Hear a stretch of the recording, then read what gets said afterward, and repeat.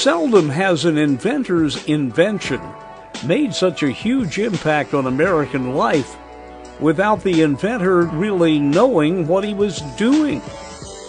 His name was Lee DeForest. One day, while tinkering around with electrical circuits, he asked a question. What would happen if you took an ordinary radio tube with two connections and stuck a grid between the two elements and attached a wire to it?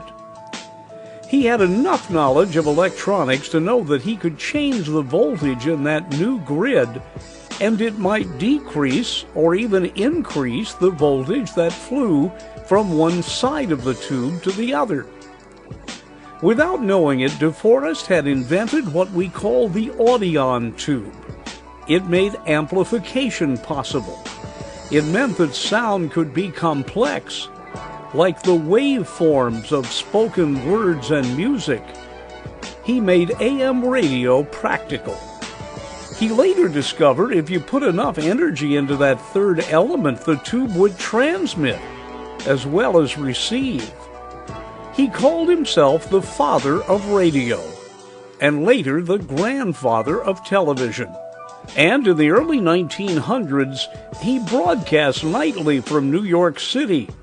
The moment was recreated in the 50s on This Is Your Life, hosted by Ralph Edwards. And on a never-to-be-forgotten day of October 1907, you ask a young singer to come to your tiny laboratory. In great excitement, you show her a voice pickup phone, and you say, please try to sing through that.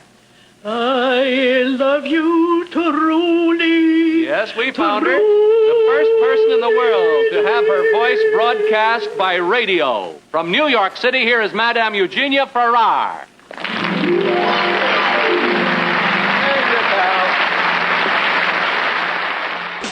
Explaining DeForest's invention and making it perform miracles would be the job of another inventor, about whom we'll talk later. Lee DeForest, the inventor who really didn't know what he had invented, but put it to good use. I'm Dennis Daly.